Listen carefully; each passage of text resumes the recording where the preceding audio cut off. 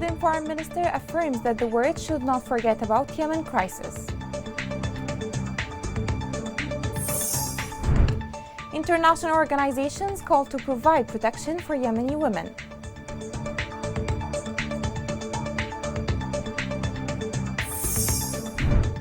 As fighting approaches suburbs of Ma'rib, the United Nations intends to relocate displaced people camps in the city.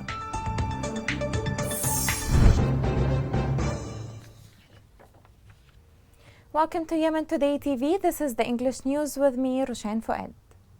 The Swedish Minister of Foreign Affairs, Ann Linde, said that Yemeni crisis must not be forgotten. This came during a talk made by the minister at the Defense College, where she stressed that conflict in Yemen continues to leave millions of civilians in a humanitarian crisis. Hunger, disease, and poverty constitute the daily life of the people in Yemen. The Swedish minister concluded by saying that all parties must continue pushing for a peace process and maintain commitment to providing humanitarian support, stressing that women should have a clear role. The Dutch ambassador to Yemen, Peter Derek Hoff, said that peace in the country should be inclusive. The ambassador indicated that at the moment no solution seems in sight, especially with the escalation in Ma'rib, stressing that a military victory for each warring party will not solve anything, but it will only further increase human suffering. The Dutch ambassador concluded that Netherlands works on ending the conflict and that all parties need to get together around the table, adding that ceasefire alone between warring parties will not bring peace.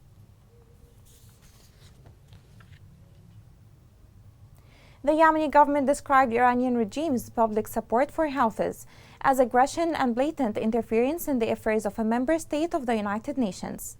Muammar el-Riani, the Minister of Information, said that this undermines efforts to establish peace and poses a threat to the regional and international security.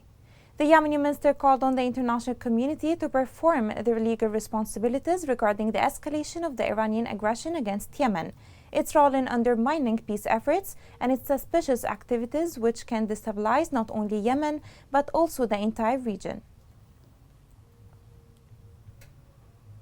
Rights readers said that the 7-year war in Yemen has killed more than 1,050 women, and this number doubled due to the deterioration of the health sector.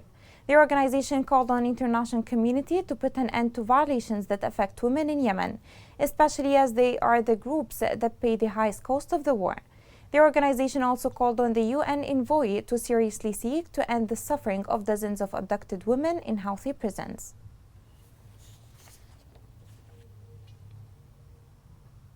Vulnerable women seem to bear the highest cost of the war. This becomes even hard when they are subjected to all kinds of human rights violations, especially in the Houthi-controlled areas. International voices have started to mount as to provide protection for Yemeni women. More details in the following report. The situation of women and girls in Yemen is very difficult. The conflict has added layers of vulnerability to women and girls.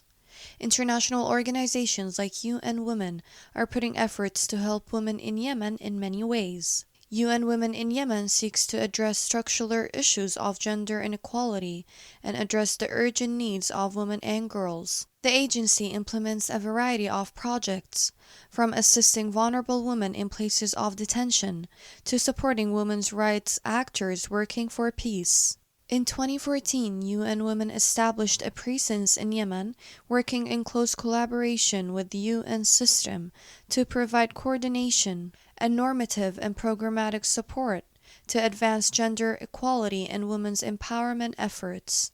In Yemen, the Commission works with its partners to eliminate discrimination against women and girls, empower women and beneficiaries of development activities, human rights, humanitarian work, and peace and security. All of UN's women's programming in Yemen is aimed to support Yemeni women and girls to drive the changes they hope to see in their country, including economic, political, and social changes.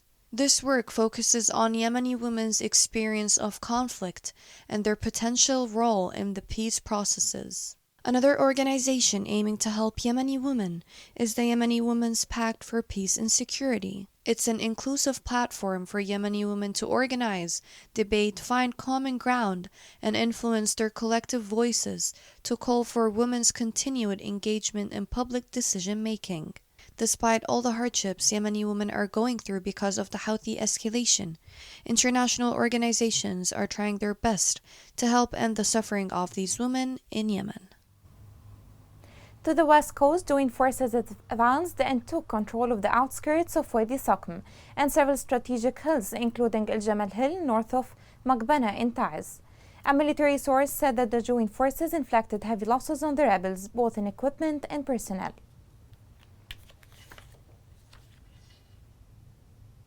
Houthi militia mobilized all its leaders in Ib and Taiz and moved them to the governorate's borders in Hodeidah. This comes after the joint forces have advanced deep into Al Aden district for the first time since the beginning of the war. Local sources stated that the rebels, upon failure of its local supervisors, dispatched senior leaders including Ali al-Qaisi and governors of Ib, Hodeidah and Taiz, and ordered them to mobilize fighters to impede advance of the joint forces through the neighboring province of Hodeidah. Still in Taiz, Houthi militia intensified its targeting of populated villages, forcing dozens of families to flee. According to local sources, the militia targeted El Hanaya area and its surroundings with mortars and machine guns, causing a new wave of displacement for the people. Sources added that bombing sparked fear and panic among civilians, especially children and women.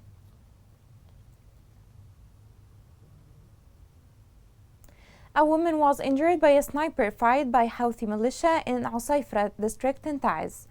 Local sources reported that Shifa Farhan was targeted by a Houthi sniper. This came hours after another woman was killed by shells fired by the Houthi militia at her home in Magbana district. Turning to Hodeidah, engineering teams of the joint forces and Massam have managed to remove explosive devices planted by the Houthi militia in a water tank and a health center in El Khoukha. The teams removed 18 explosive devices from a water tank and a health center in El Dahya village, where 8 explosive devices were removed from the water tank and 10 other explosive devices from the health center in the same village. Tohai's Joint Forces engineering team discovered a network of mines planted by the Houthi militia inside the mosque. Military media of the Joint Forces reported that an engineering team discovered a network of mines planted inside the Al-Qayyum neighborhood mosque. Sources added that the network contains a number of large-sized packages attached with wires and a remote detonator, noting that the amount planted inside the mosque's floor is sufficient to completely blow up the surrounding neighborhood. Turning to Ma'rib, government forces backed by resistance thwarted Houthi attacks south and southeast of the governorate, where at least 8 members of the Houthi militia were killed and others wounded during violent confrontations. The following report has more details on this. Houthi militia continue mobilizing its fighters towards war fronts, hoping to make progress and reach Ma'rib. Meanwhile, government forces and tribesmen continue to thwart those attempts and foil all their plans. Confrontations intensified on the front lines day and night. Violent clashes erupted in Al-Ayraf mountains front, extending from Al-Amud to Rawdat al-Jahm area. Likewise, in the Valley, Houthi rebels tried to infiltrate positions of the government forces, but they suffered more material and human losses. Houthis tried to attack us, but government forces, backed by tribes, broke this attack and the militia incurred heavy losses. Government forces, backed by tribesmen, thwarted Houthi attempt to advance on the outskirts of Ma'rib. After hours of fierce clashes where they only suffered heavy losses. Despite all losses, militia seems to be committed to breach the city. However, forces stationed there are committed more to liberate the country. We will not allow them to control Ma'rib. We are still steadfast and we will liberate every inch of this land. Ma'rib is far beyond than the sun, no matter how hard they try. Houthi militia intensifies its military operation on the southern fronts in Ma'rib in an attempt to anticipate the movements of government forces, especially with the arrival of military reinforcements from the Azal axis in Saada. Government forces have become more steadfast in front of the militia's priestly ambitions. As the fighting is approaching the suburbs of Ma'rib, the United Nations has expressed huge concern about displaced people camps being affected by confrontations at front lines. Therefore, the UN has announced a plan to relocate those camps to other safe areas. The following report has more details. As fighting approaches the southern entrance of Ma'rib city, hosting sites and civilian populations located in the city's outskirts face immediate safety concerns, said the United Nations High Commissioner for Refugees. On the contrary, UN Migration Agency said that the number of displaced people in camps in Yemen's Ma'rib has risen nearly tenfold since September, with over 45,000 people fleeing their homes as Houthi forces press an offensive to seize the city. On the Western Front, nearly 1,930 displaced families in IDP sites in Sirwah district are now 5 kilometers away from the ongoing clashes, with increasing concern for their safety. The executive unit for IDP said that the current escalations in Ma'rib caused a wave of mass displacement, in which 211 households with 1,899 individuals flee to Al-Abr camp. UNHCR's partner in Ma'rib is currently seeking relocation plans for these households to a safer area in Ma'rib al-Wadi, should there be a sudden displacement. Krista Rottensteiner, chief representative, said that conditions at 137 displacement sites are poor, calling for more funding and warning of a larger exodus should fighting reach Ma'rib city. Rottensteiner added that communities are being repeatedly displaced and arriving in dire need, noting that up to 40 people sometimes share one small tent. The two UN agencies expressed their grave concern that hundreds of thousands of people might be forced to move again if violence reaches the city. The agencies are also concerned about the rising civilian casualties and the destruction of civilian infrastructure. UNHCR has distributed more than $62 million in cash assistance to over 175,000 displaced Yemeni and refugee families, some 1 million individuals. Ma'rib city is home to 3 million people, including nearly 1 million who fled other parts of Yemen after Houthi coup in late 2014. Iran proxies Houthis have advanced on most districts in energy-rich Ma'rib, which is the internationally recognized government's last stronghold in the country's north. Coming next. High prices and collapse of the rial have added to the suffering of Yemenis.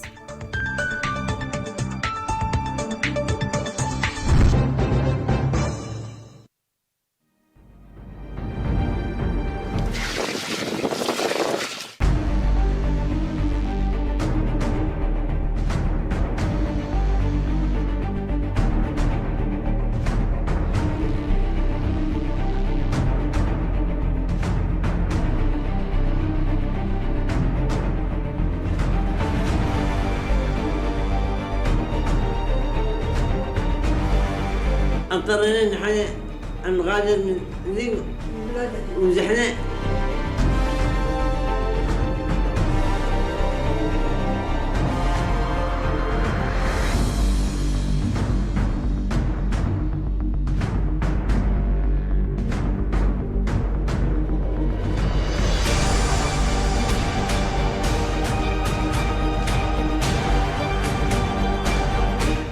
الله يستنقلكم يا محويتني الله يستنقل.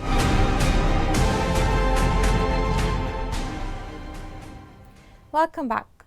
In Taiz, angry rallies stormed the city, denouncing deterioration of local currency, rise in food and consumer prices, and high cost of living and unpaid salaries. Demonstrators raised signs accusing the government of being solely responsible for the collapse of the currency and the starvation of people. Further, protesters expressed discontent over the government's failure to put an end to the deteriorating economic situation and called for adopting more effective measures to end this situation.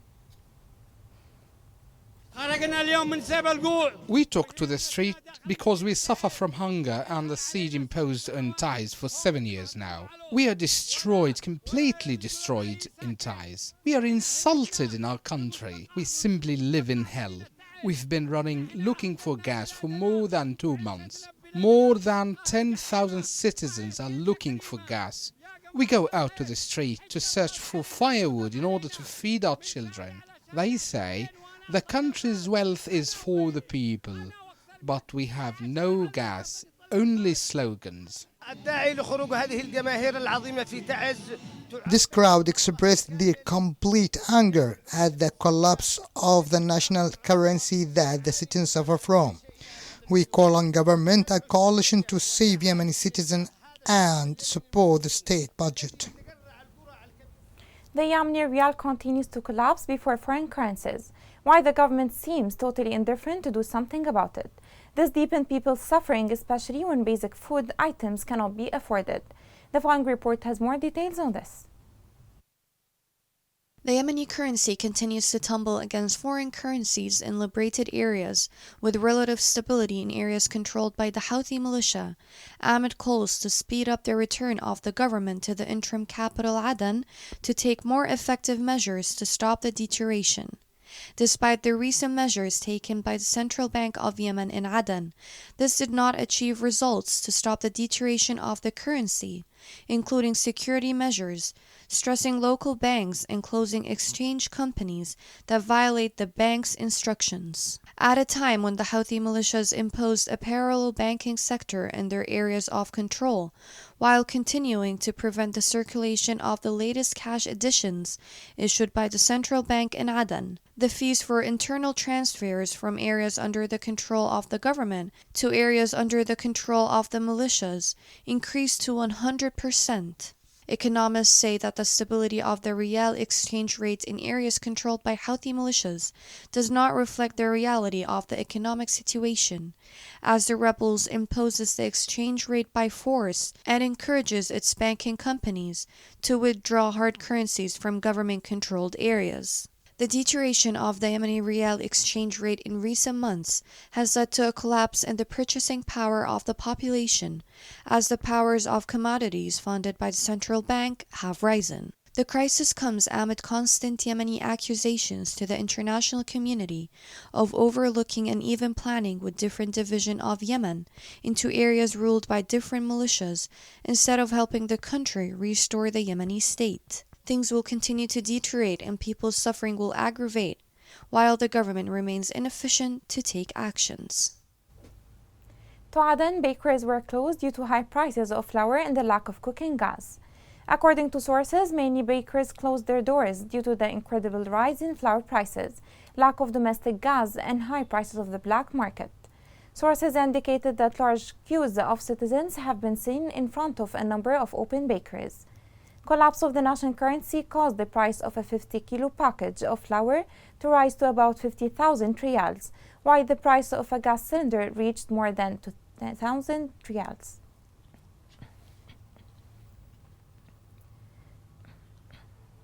Yemen's situation has been described by the United Nations as the worst human crisis in recent history. On top of this human tragedy comes the risk of famine. International reports have warned that Yemen is about to face a massive famine due to the ongoing war and collapsing economy. The following report has more on this. Escalating conflict, economic decline, rising global commodity prices, and COVID-19 have all contributed to an alarming increase in acute hunger over the last year, displacing families for the third or even fourth time as the war grins into its seventh year.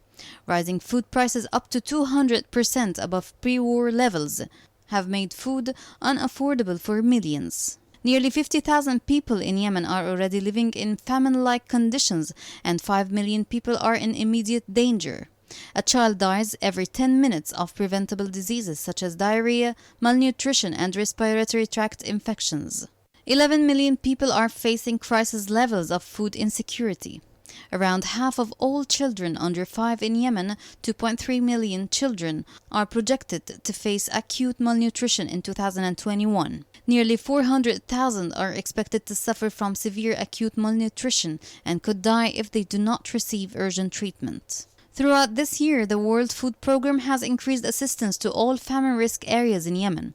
But as the economy keeps deteriorating, families are struggling to survive even with food assistance. In Maghraba, a remote district in Hajjah Governorate in northern Yemen, families are resorting to eating the waxy leaves of a local tree to survive, boiling them to soften them into a bitter-tasting paste that is slightly more digestible. Maghraba is one of 11 districts in Yemen where famine-like conditions were identified in late 2020. While Yemen's crisis is complex, the effect of years of war on families is clear. Hunger does not show mercy to anyone. It haunts every Yemeni family. Until peace comes to Yemen, the fear of hunger will continue to stalk families. The National Committee Against Coronavirus announced 2 new cases of COVID-19 in 2 governorates. Committee officials said on Twitter that 1 case was recorded in Aden and 1 in Hadramaut. Also 2 deaths were recorded plus 3 recovered cases. With the current updates, the total confirmed cases are 9,981, including 1,945 deaths and 6,829 cases of recovery.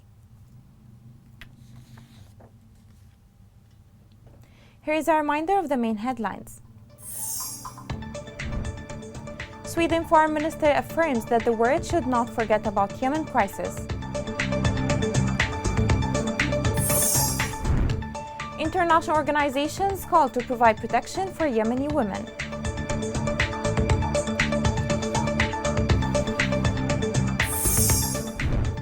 As fighting approaches suburbs of Ma'rib, the United Nations intends to relocate displaced people camps in the city.